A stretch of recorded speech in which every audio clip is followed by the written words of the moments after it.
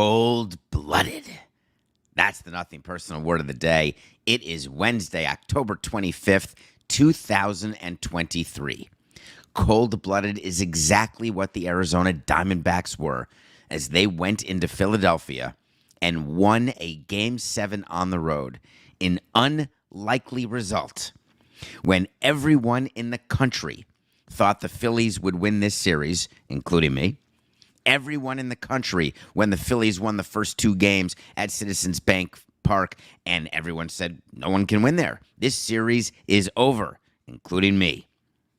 Phillies in 5 was a dream that was coming true. Please just lose Game 3 so I can get my prediction right. That was my thought only a week ago. The Diamondbacks did win that Game 3. Done. Phillies in 5. Nope. Diamondbacks win Game 4. We're tied at 2. All right, Phillies in 6 for sure. But they got to get Game 5 in Arizona, which they will because Arizona's not going to sweep the Phillies at home. Game 5 happens. Phillies win. They're up 3-2. Everything's right in the world. The Phillies are going to get a chance to repeat as winners of the National League pennant, go to the World Series, and take the next step. In the meantime, I get into it with Philly fans. No problem. Game 6, this is the easiest pick of all time. Phillies over the Diamondbacks. Nope. Diamondbacks win Game 6 and tie the series. And me, David Samson, who does Picks of the Day, sponsored by Wait to See, I do what I never do. And for those of you who reached out at David P. Samson on Twitter or reached out through our website, David Samson Podcast, you're right. I'm stubborn. When I have a pick, that's my pick, and I'll ride it all the way through a series, like I did with the Astros. But for whatever reason, I changed my mind last night before the game started and on this show, and I said, I'm going to pay attention to the Diamondbacks because I'm not going to forget the Marlins from 2003. The Marlins who 20 years ago today won a World Series. I'm not going to forget what it is to be young and scrappy and to have no care in the world and to be able to go on the road in a Game 6 and 7 where no one can win, where you shouldn't win, and win 6 and then finish it off by winning 7. Just like the Marlins went into Wrigley Field in the National League Championship Series on the road, down 3-2, and won Game 6, and then won Game 7. Why can't the Diamondbacks? So the Diamondbacks get chosen by me, which was an unpopular pick. Over 80% of the money bet on the game last night was on the Phillies. I can't be right, can I? Let's go to the top of the first inning. How about this? Marte, leadoff hitter, strikeout. Ranger Suarez, the pitcher for the Phillies, he looks good. Everyone's excited. At the bank, they're cheering. The number 2 hitter, Corbin Carroll, hits a single. The rookie of the year, Corbin Carroll, who had a terrible series until last night, he gets a single in the first inning. Everyone's fine. It's a single. It's not going to be a no-hitter, but no problem. Suarez doesn't give up runs. Next hitter, Gabe Moreno. Yeah, that guy that was traded by the Blue Jays for Dalton Varsho. Yeah, that one. Along with another player that mattered in yesterday's game and on this team, Gurriel, but I digress. Gabe Moreno, not a rookie, but this first full year, he's a kid. Single. All of a sudden, their cleanup hitter's up. Suarez has 2 men on, 1 man out, and Christian Walker hits a ground ball. That scores a run. And just like that, the Arizona Diamondbacks are winning Game 7 1-0. The crowd quiets down, but there's 27 outs to go. It's not like the Rangers-Astros game the night before where the Rangers scored 3 and you got the feeling that there was panic in the air at Enron. 3-8-69. It's not like the night before when the Rangers got 3 runs and there was panic in the air at Minute Maid. This was Citizens Bank 1-0, no problem. Until the Phillies couldn't score. They get a home run by Bohm. Outstanding. They get an RBI double by Pfaadt. Fantastic. Winning 2-1. The crowd goes wild. The Diamondbacks look not panicked. Confident. Fine. Their manager sitting with his arms crossed, Torey Lovello, looking at his men with confidence. We've got this. Corbin Carroll had it. The rookie of the year, Corbin Carroll. 3 hits, 2 stolen bases, drives in a run, sacrifice fly. Before you know it, it's not 2-1 Phillies. It's 4-2 Diamondbacks. But there's innings to go. Philly fans are quiet. Not quite booing, they'll get to that. Waiting for the time when their offense wakes up. Waiting for the troika of Schwarber and Turner and Harper to do something. Anything. The way they do when the Phillies win and the way they don't when the Phillies lose. One after another, a bullpen arm comes out of the Diamondbacks wearing the snake on the jersey. I've never heard of that guy. Who the hell's that guy? I don't know who that is. What a wonderful thing. People didn't remember, and I was in CBS studio last night, and there were people saying to me, who are these guys? I've never heard of the Diamondbacks. They can't be this good. And then I reminded them what the Tampa Bay Rays bullpen was always like when they would make it to the World Series or the LCS with a bunch of players no one ever heard of. They had one thing in common. They were good. So in comes a parade of bullpen arms. And the Phillies are getting no traction at all. Nothing. And by the time you get to Kevin Ginkel, who the hell is Kevin Ginkel? The best 8th inning reliever in baseball. That's who Kevin Ginkel is.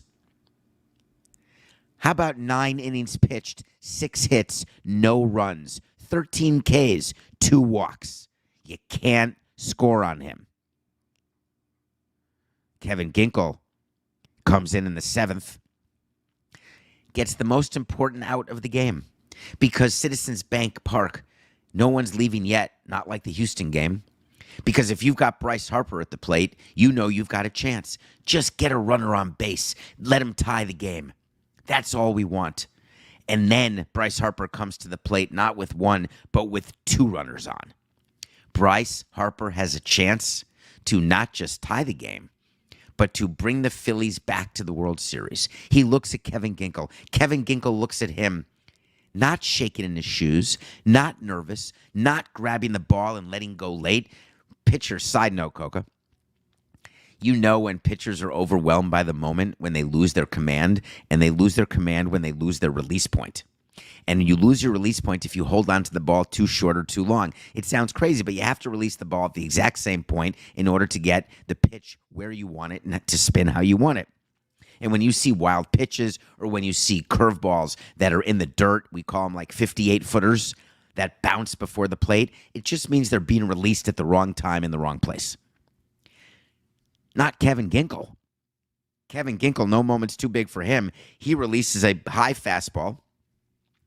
Bryce Harper doesn't get it. Fly out.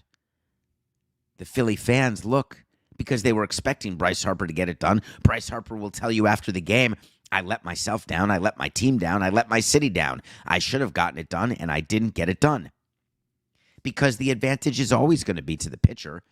Because hitters don't hit 700, they hit 300 or 400. That means 3 out of 10 times, 4 out of 10 times. The majority, the pitcher's going to win.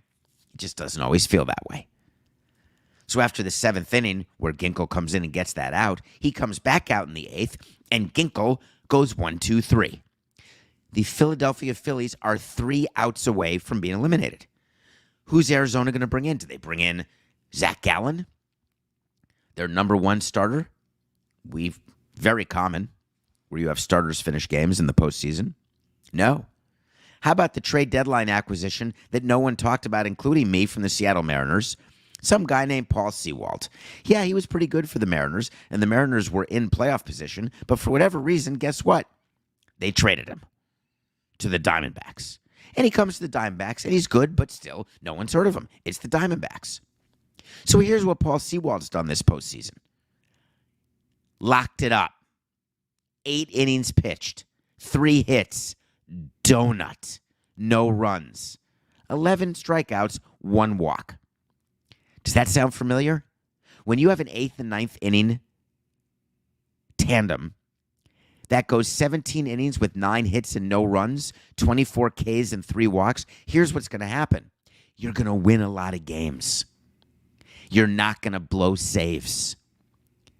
The other team has so much pressure to score before the eighth. Do you remember what it's like to have lockdown end of bullpen with players you had heard of, like when a Chapman is at his prime?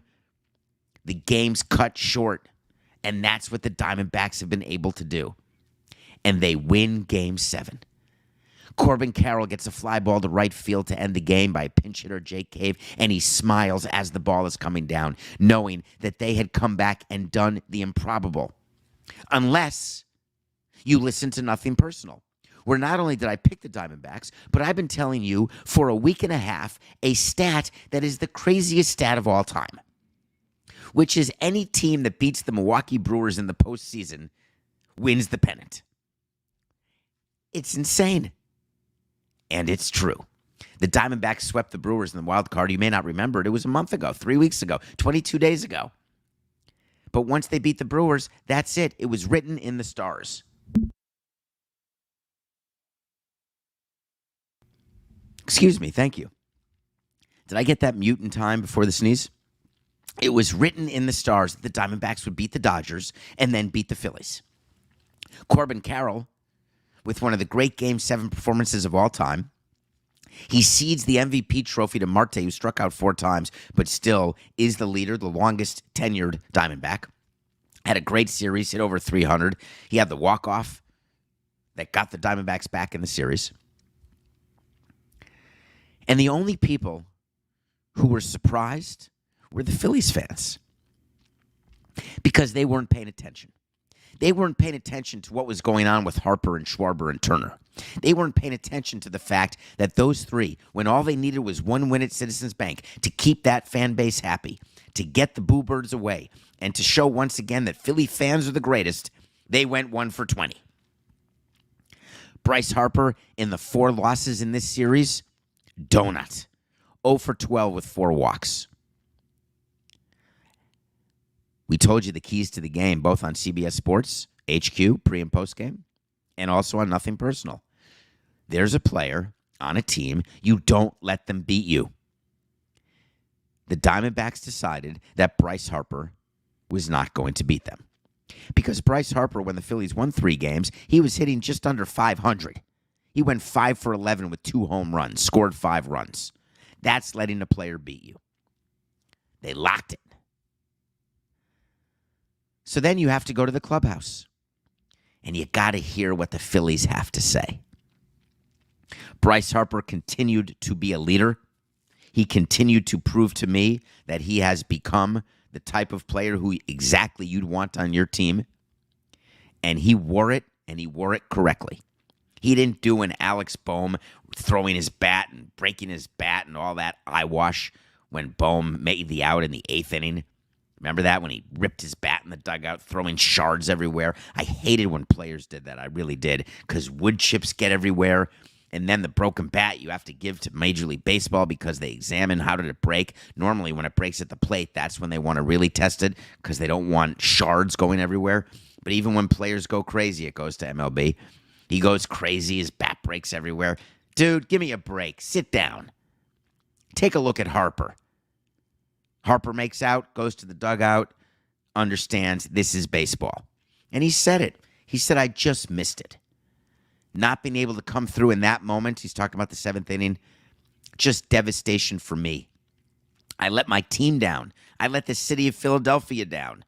I've got to come through. I wish I could have done more. I wish I could have gone out there and had that big hit. I couldn't have scripted a losing quote better than that. Because he's right. And then they went to Nick Castellanos. He took a donut.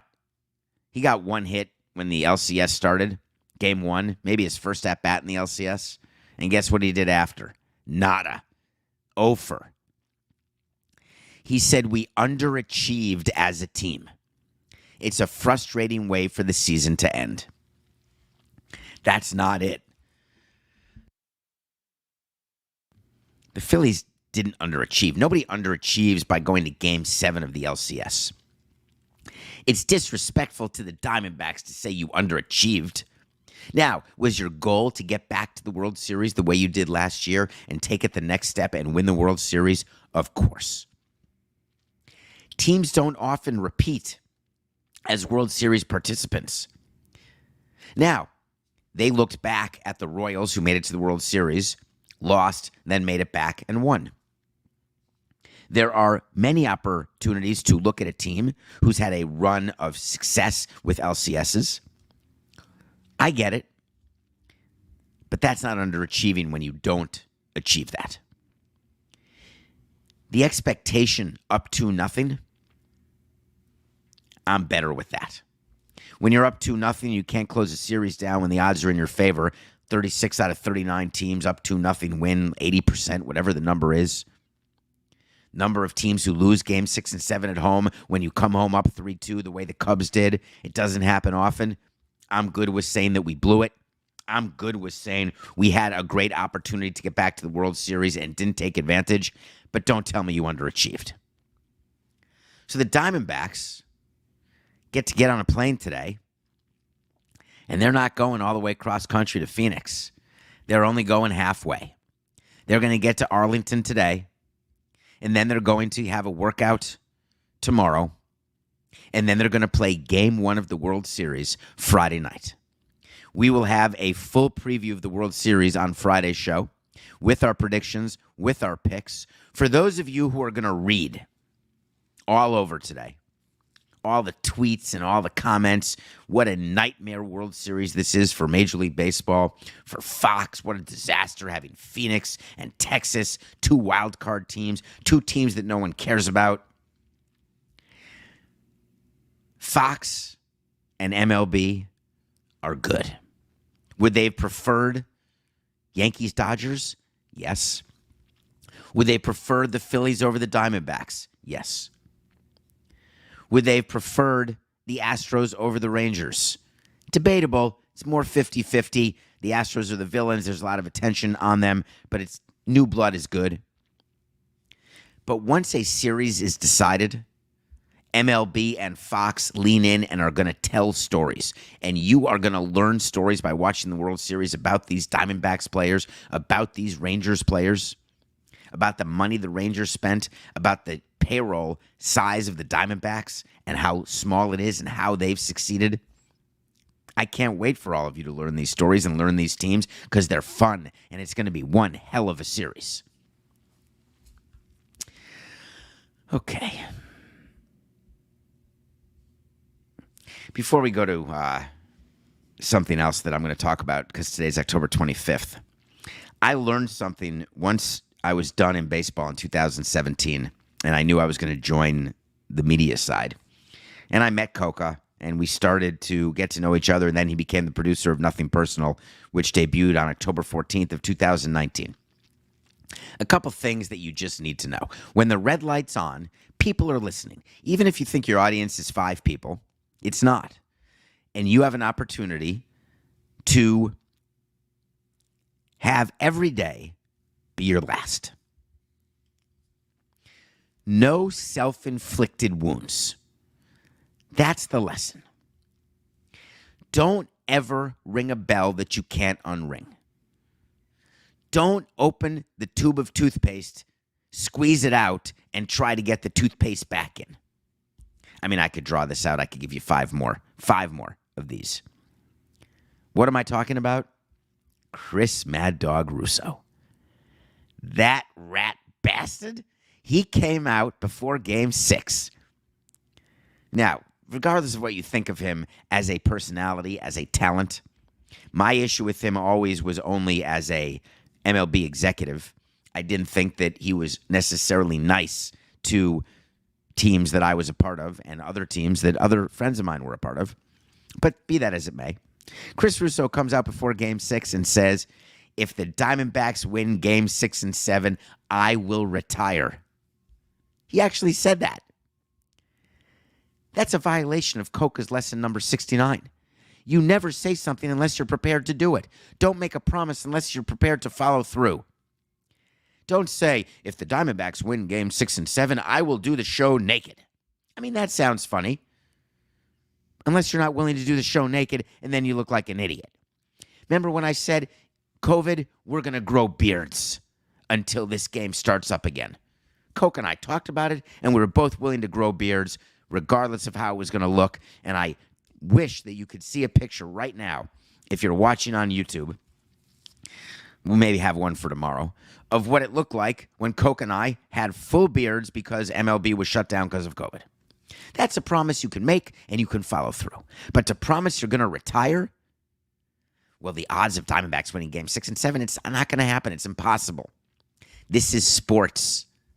This is not a dress rehearsal. This is not scripted. You can't control it as much as umpires can try, as much as leagues can have desires.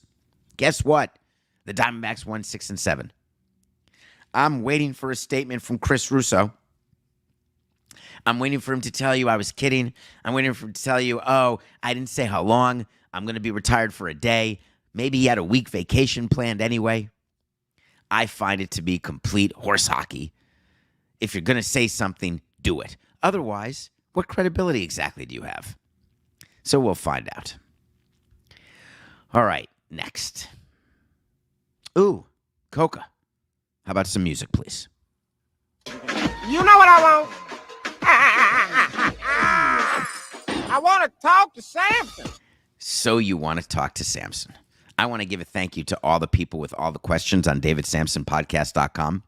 All the merch that you're buying, thank you. Coca, we got our first tweet of someone who got a sticker, and the sticker was not, it broke or tore. There are ways to get to me through the support part of the website, David Samson Podcast. But also, if you tweet at me, there's a chance I'll see it, but not a guarantee. So make sure you go to davidsamsonpodcast.com with a complaint, and we'll deal with it. So we sent him a new sticker. He sent a picture of the torn sticker, Coca. No problem. We took care of it. What I appreciate about this audience and how loyal you are and how engaged you are is one of you were on it. You knew that 20 years ago today, we won the World Series. October 25th, 2003 was a great day. So you want to talk to Samson when he asked me a question, and how did you know that I would choose this one? Hi, Dave. Not my favorite start. I would prefer hi, David, but there you have it. I watched the Marlins win the World Series in 2003. What is your favorite memory of that postseason? And does the fact you never won again make it sweeter or more sour? It's a great question. I've been asked a lot of questions over the years about the World Series. This is a good one. I'm going to go right to it. I don't want to waste another second. 20 years ago, October 25th, Josh Beckett pitched a shutout, a complete game. And we beat the Yankees 4-2. We didn't need a game 7. We went to game 6 and 7 up 3-2, as opposed to the series before when we went to Chicago down 3-2 for game 6 and 7. For those who remember that Marlins postseason run, we had 3 different winning streaks of 3 games. We were down 1-0 to the Giants, won 3 straight, beat them 3-1. We were down 3-1 to the Cubs, won 3 straight, won 4-3. We were down 2-1 to the Yankees, won 3 straight, 4-2 for the ring. I think about that almost every day. I will speak to Jack McKeon today on the anniversary. We speak every October 25th, and we reminisce about the fight that we had on October 24th. It never got public, but I told him that under no circumstances could he start Josh Beckett in Game 6, that we're not doing it on short rest. He's a young arm, and we don't want there to be a problem. And Jack McKeon told me to shove it. And this was not a quiet fight. This was a fight in front of the team. We tried to keep it quiet. Jack McKeon's wife, Carol, got in the way. And it wasn't a fist fight. We don't do that. We were having a very loud conversation. Jack McKeon prevailed. Josh Beckett started, and the rest is history. And every October 25th, he reminds me of that. Every October 25th, I speak to Jeffrey Loria and thank him as owner of the team. I speak to Larry Beinfest every October 25th. I speak to Michael Hale every October 25th. We combine to do something extraordinary and rare. It's hard to win a World Series. It informed the rest of my career because all I wanted was to feel that feeling again. That feeling, I was addicted. The minute I had champagne in my eye, goggleless, that sting, I wanted it again. Chased it the rest of my career. 14 more years, never got another douse of champagne. The fact that I never won again, it makes the 2003 World Series even sweeter because I'm surrounded by people in the regular world who've never won a World Series. They've never been a president of a team. And you want to talk about satiating ego. When you're inside the game and you're around people, oh, I've got 4 rings, I've got 3 rings, I've got 1 ring. I make this amount of money. I've had this amount of success. You're in the same industry. It's hard to gain perspective. I've been out of the game since 2017, and it's become quite clear. Having 1 World Series ring, it's a damn good talking point. It's part of your resume forever. So would I have been excited to win 2 rings? At the time, I was obsessed. But now, in my next chapter, as host of Nothing Personal, 1 ring, that's better than almost everybody else who's got a podcast. So the answer is, it makes it sweet. It's part of the narrative. My favorite memory of the entire postseason, it's impossible to make it one, but you asked, so I will. And my favorite memory involves the clubhouse at Wrigley Field. I loved celebrating winning the pennant more than celebrating the World Series, by the way. Side note, winning the pennant in Game 7 in Wrigley Field was more unreal than winning Game 6 in Yankee Stadium. It sounds counterintuitive, but it's true. But that's not the memory. The memory that I have is of a catcher named Mike Redmond, who became our manager. And for Nothing Personal fans, you may have heard this before, but there's so many new listeners. Thank you so much. Please keep spreading the word. In Game 6, we were down 3-2 in Wrigley. Mark Pryor was shoving it up our keister. And I went to the clubhouse to practice what my speech would be to the team. Having made the playoffs, having beaten San Francisco, who had won 100 games that year with Barry Bonds, who were the favorite to win the World Series. And then a valiant effort against an unbelievable Cubs team. And I'm in the clubhouse, and I'm just thinking about it. I'm sort of mouthing words, and Mike Redmond sees me in the clubhouse and tells me, get the fuck back to your seat.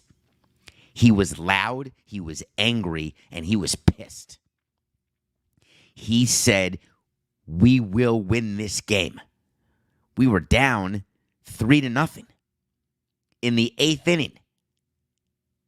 And so he made me go back to my seat, and I got back to my seat, and I saw the Bartman play, and then I saw the 8-run 8th, and then we won Game 6. I go back into the clubhouse after the game. Everyone's just looking around. I lock eyes with Mike Redmond, our catcher, who would become our manager, who's still in the game.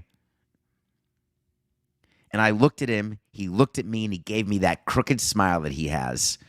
And we didn't say one word to each other. He smiled at me, I smiled at him, and we went back to the hotel to get ready for Game 7. That is the number one memory of that entire postseason. Because what are the odds of an 8-run 8th in Wrigley Field? All right, we're going to take a break now. When we come back, we're going to talk about the San Francisco Giants, the San Diego Padres, and something that took place yesterday that shouldn't shock you, except it made me smile. We'll be right back.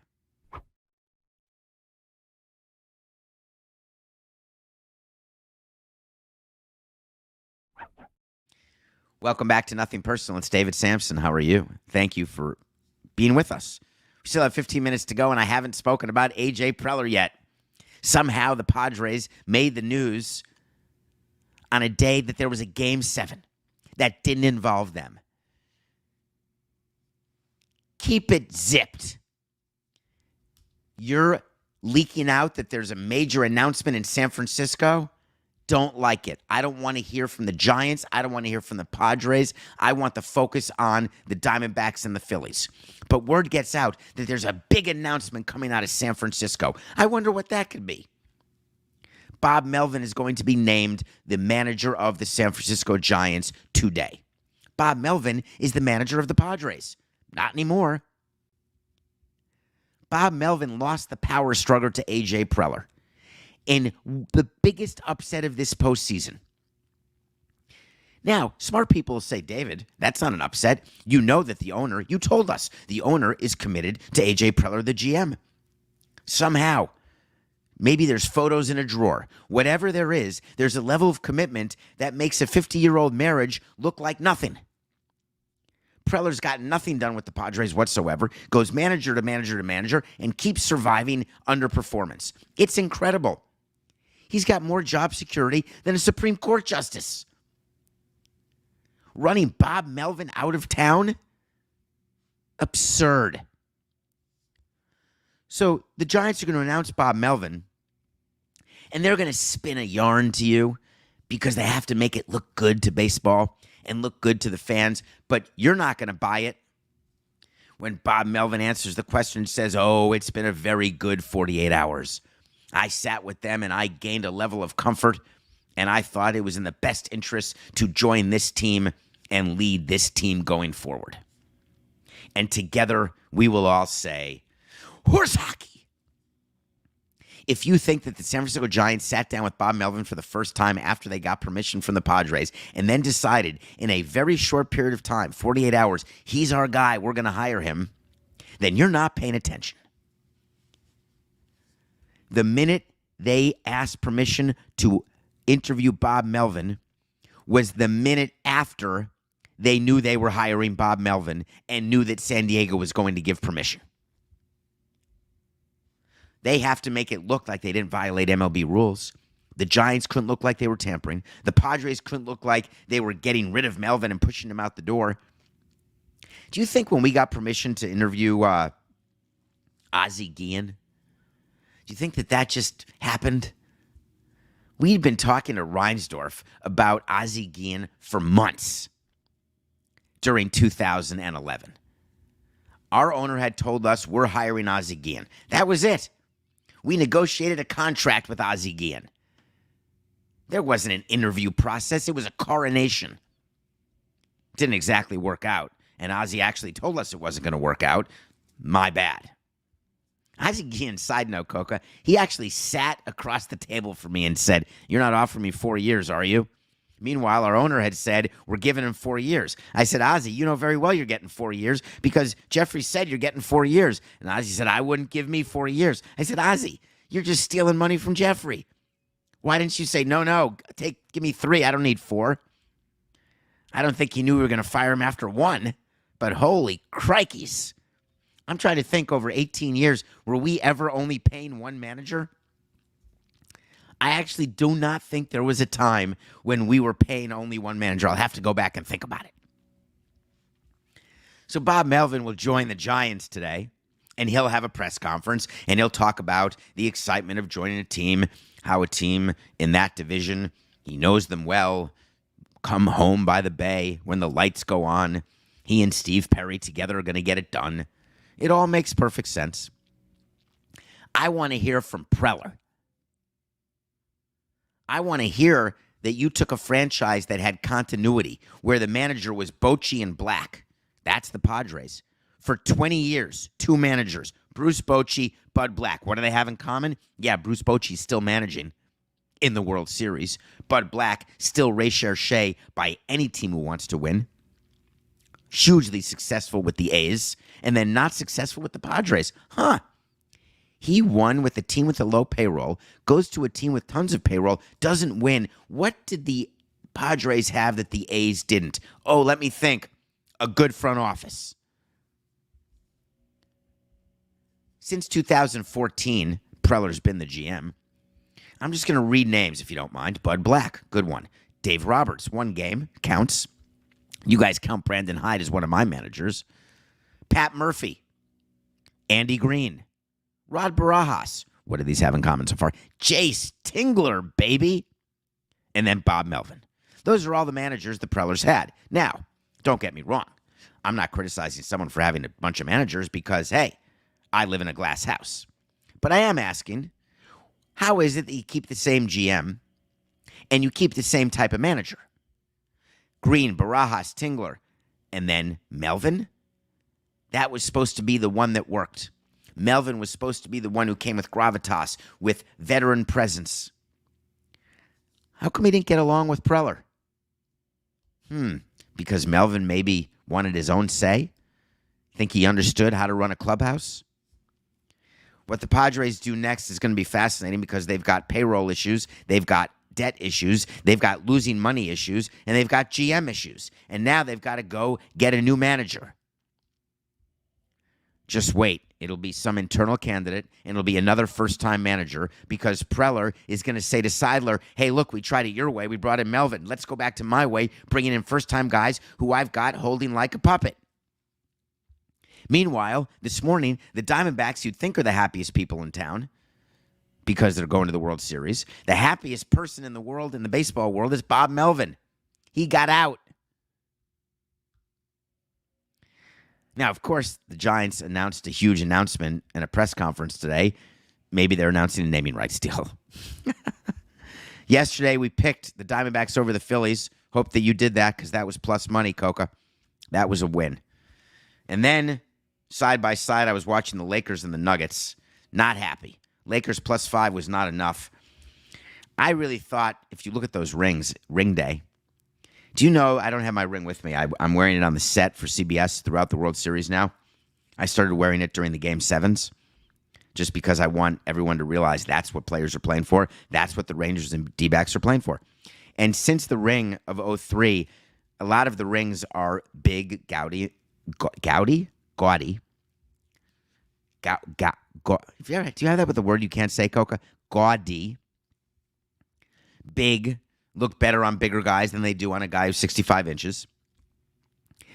The Nuggets got their ring. I love when new rings get released. I study them and look at them. The Nuggets ring is really cool.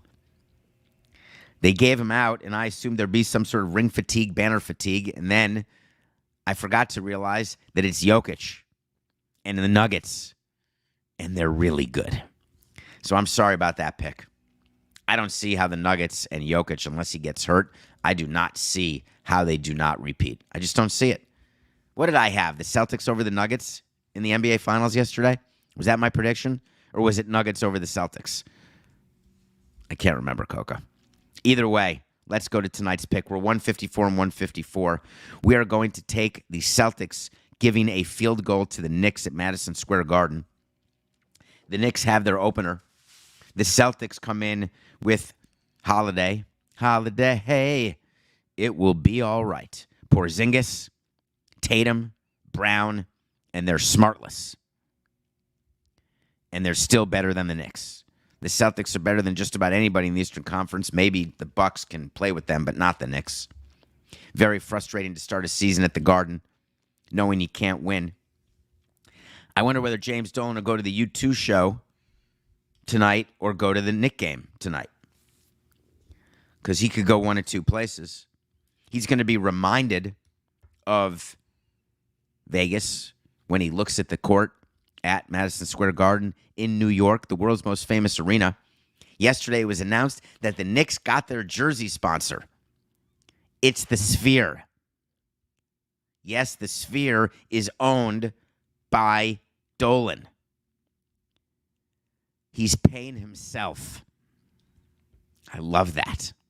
Do you know that when you've got partners, some of whom are public, some of whom are private, you have to sort of explain to them that you're not doing anything self-dealing because you have a fiduciary duty not to engage in self-dealing, which means that the Sphere, quote unquote, has to pay market value to be on a jersey. And the reality is that the jersey sponsorship is like a $30 million deal in New York. It's huge.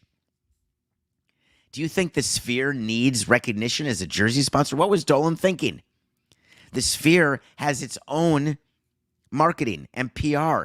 Having it be on the jersey, we all know you own it, James. You don't need to put it on the Knicks jersey. I already gave you your props. It's the greatest arena I've ever been, the greatest experience I've ever had at a concert. But having it on the Knicks jerseys, get me a different stream of revenue. So my pick is Celtics 3 over the Knicks, and I've got one more pick. We're doing 2 basketball picks tonight. It's also the debut of Victor Wembanyama. He's playing the Mavericks with Luka and Kyrie. And there is a great prop bet, and it is how many points Victor's going to score. And they've got the over-under at 17.5. We're going under. And we're laying 102 to win 100. This segment brought to you by Wait to See. Victor Wembanyama under 17.5, Celtics -3. So totally unrelated, something happened yesterday in the NFL, and I like talking about the NFL on this show. Jim Irsay's something. He gets a lot of oxygen on this show. He hasn't replaced Daniel Snyder. No one ever will. He hasn't replaced Jerry Jones. No one ever can. But Irsay's the guy who Goodell counts on to speak from time to time and then gets upset when he does. Irsay's the guy on social media, owner of the Indianapolis Colts. He's the collector of strange stuff. Sort of an eccentric guy. Give him his props. Whatever he is, he is. Whoever he is, live and let live. Tolerance, that's me. But when you talk and when you tweet, I'm going to comment. When an owner wants to tweet like Steve Cohn, I'm not happy because I can't control it. He doesn't have to go through me or a spokesperson. He just has his fingers and the send button, the post button. And problems can happen. And when problems happen caused by the owner, self-inflicted, it's the president that has to deal with it. Well, Jim Irsay was at it again. Yesterday, he sent a tweet that is very, very bad. So bad. He tweeted, "The NFL admits and understands that they did not make the correct calls at the end of Sunday's Colts-Browns game. I believe we need to institute instant replay for all calls, including penalties, in the last 2 minutes of all games." A couple comments about that. He's 100% right. The calls at the end of the Colts-Browns games, I didn't get to it on yesterday's show or Monday's show. It was an outrage. The referees gave a pass interference call in the end zone that allowed the Browns to win the game on a pass that would not have been caught by Manute Bol. No one could have caught it, and if a pass is not catchable, there's no penalty. It's sort of that easy. Just like if a ball's tipped, there's no such thing as interference because you can once it's tipped at the line of scrimmage, you can take down a receiver. The thing that Irsay did wrong is you're not allowed to say it.